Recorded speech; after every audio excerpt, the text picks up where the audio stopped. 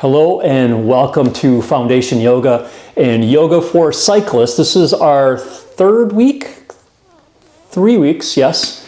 And this is the class, the practice that really focuses on mobility and movement and opening those tight things. You will be seeing a visit from my little dog here, my assistant, who really just finished her bone and really wants to play. But we are going to do our practice, and maybe she'll show you how to do a downward dog or a puppy pose. All right, so what we are going to do is start in a tabletop position just for a moment. And what we'll do is come into a chest opener pose, either a Sphinx or a Cobra. And we'll spend a little bit of time simply doing that.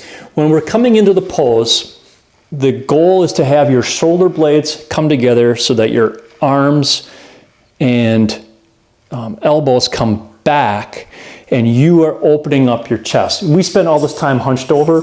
We want to try to open up and strengthen the muscles that are in our shoulders and in our traps. All right, so you can either be in a Sphinx pose, which is having your elbows underneath your shoulders, or you can be in a Cobra pose with your hands on the mat and your knees on the mat and your hips coming toward the mat.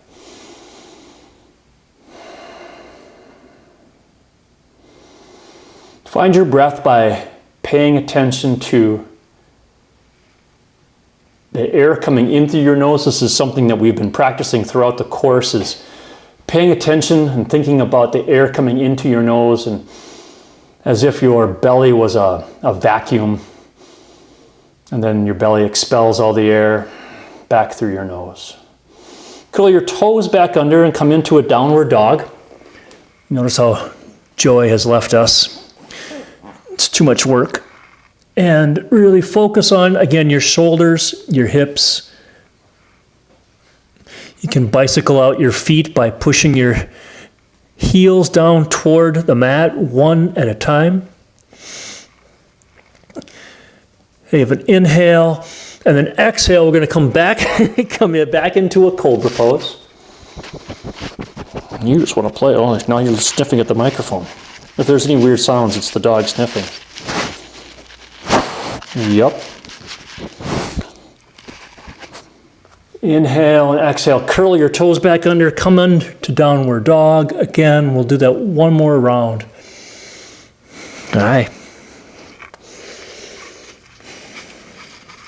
And then come back down, into Cobra.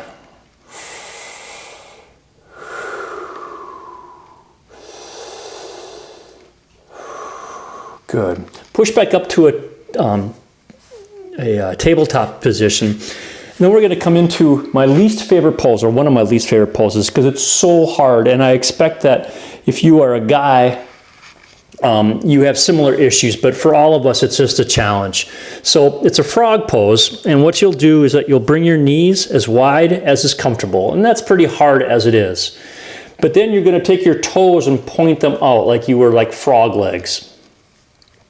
And this feels like it's just a really tight movement, and your inner thighs are yelling a little bit. And the only thing that we're going to be doing is pushing back with our hips. And I'm going to flip around a second and show you. So it's going to be inhale, release, and exhale, push your butt backwards. And you'll feel this in your hip crease. And exhale. So you're like this.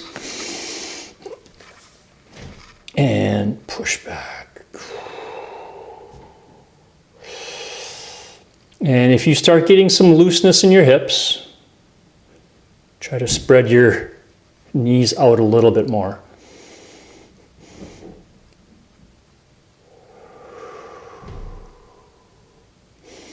Inhale and push back. Good.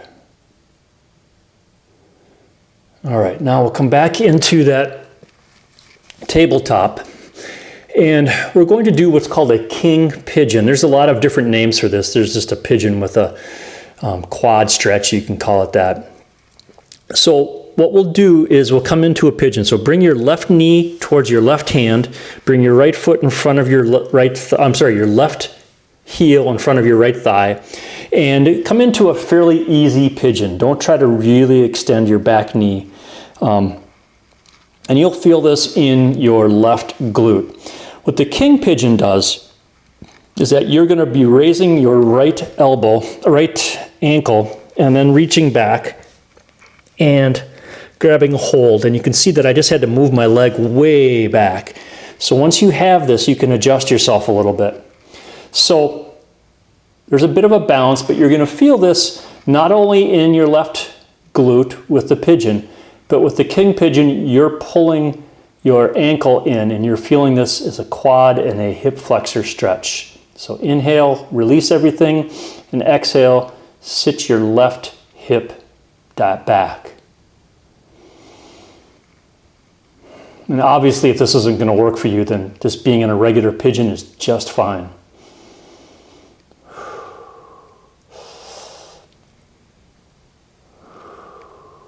If you end up being really good, you have your upper body all the way up. I'm getting close, but not yet. Good. All right, 3 or 4 or 5 breaths. Switch legs. Dog is now taking up residence on my mat.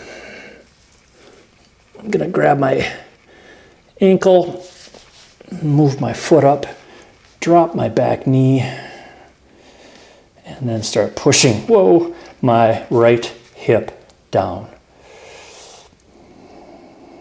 Inhale up a little bit, down, sink down a little bit more.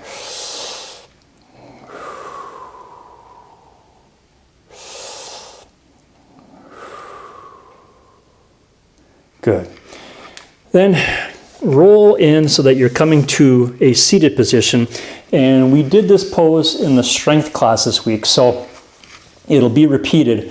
Extend your feet out, and then bring up your right knee so that your right foot is on the mat.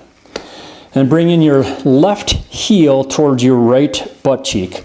Okay, so this is going to be a twist where we're going to be rotating open. You want to try to keep both sit bones, keep both sit bones on the mat, and that'll kind of determine what kind of twisting you can do. So to keep both of them on the mat, then you'll take your right hand, put it behind you, left elbow onto your right knee, or you can wrap your left arm around your right knee, and then gently twist. So again, you're going to inhale, your spine longer, exhale, and twist. Inhale, lengthen, exhale, twist. And again, we are just working on building mobility in our hips. That's what the goal is for the stretching and the movement this week. I don't like the word stretching, but the mobility work. And good, all right. Sometimes you will find that, the goal is to get your foot over your ankle, bring this one in, and have both sit bones on the back, and then be twisting around here. Both sit bones on the mat, but I can't get there yet, so perhaps you can. The right foot would be on the mat, and then this one will be wrapped around your hip. So that's where you're going towards. Right, so let's switch sides.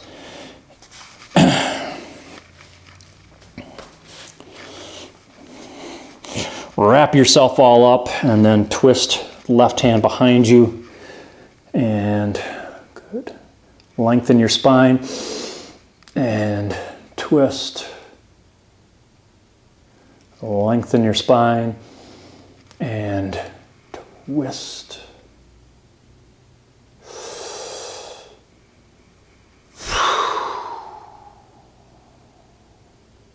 Good. All right. Let's come to a seated position again on the mat. I am just going to twist around here to be facing you. We'll do a seated butterfly. Bring your the soles of your feet together. Grab a hold of your feet and your toes. Stay on top of your sit bones, all right? So stay on top of your sit bones. And our goal here, again, like the frog, is to open up our inner thighs and all the stringy muscles that are connecting there that we never use because we're always moving forward as opposed to sideways. And then these muscles get shortened and we are just trying to lengthen them a little bit. If you want to and need a little bit of help, you can use your elbows and push down. But again, don't roll back and arch and roll your back shut.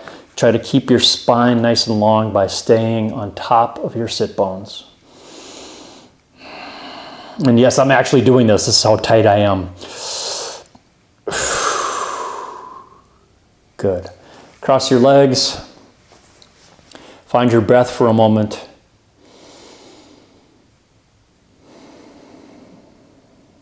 And again, thank you for joining us for this very short mobility practice. Namaste. This is a recovery practice that you can do every time you ride. This week, you can do it on your off days. I have been practicing it over the last couple of days every time I do a longer ride or an interval session. And it really does help keep things open. A lot of times cyclists will get a sore lower back, and that is usually because our hip flexors are really tight and our quads are overdeveloped. So it pulls us down, and when we try to stand upright, it doesn't work as well. So if you have questions, comments, feedback, my email address and phone number are on the last slide, and you can contact me at any time and I'll get back to you. Thank you for joining Foundation Yoga in our Yoga for Cyclists class. We will see you next week. Thanks for joining us.